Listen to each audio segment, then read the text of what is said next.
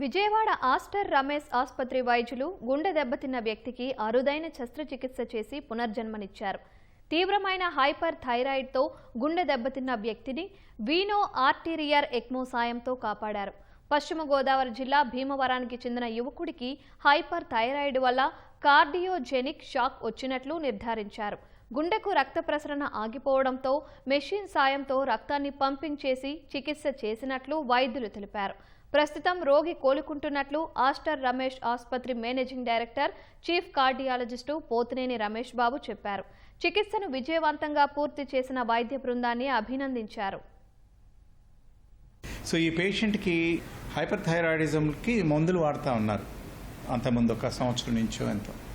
ఈ మధ్యకాలంలో మందులు ఆపేశాడు. మందులు ఆపినందువల్ల ఏమైందంటే హార్ట్ దాదాపు 170-200 సార్లు కొట్టుకోవడం, తర్వాత వీక్ అయిపోయింది. సో అప్పుడు మనం వీనో ఆర్టీరియల్ విఏ ఎక్మో అని పెట్టాం అనమాట, ఎక్స్ట్రా కార్పోరియల్ మెంబ్రేన్ ఆక్సిజనేటర్. సో అంటే హార్ట్ ప్రాబ్లం ఉన్నప్పుడు ఆర్టీరియల్ కావాలి. సో ఇది చాలా అరుదుగా ఈ ఏరియాలో చాలా తక్కువ జరుగుతూ ఉన్నాయి.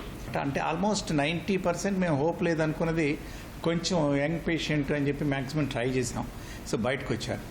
సో ఇక తన్ని డిశ్చార్జ్ చేయడానికి కూడా సిద్ధంగా ఉన్నారనమాట. థైరాయిడ్ అనేది చాలా కామన్ ప్రాబ్లం అయినప్పటికీ కూడా దీనికి మందులు కనుక అశ్రద్ధ చేస్తే ప్రాబ్లం వస్తుంది.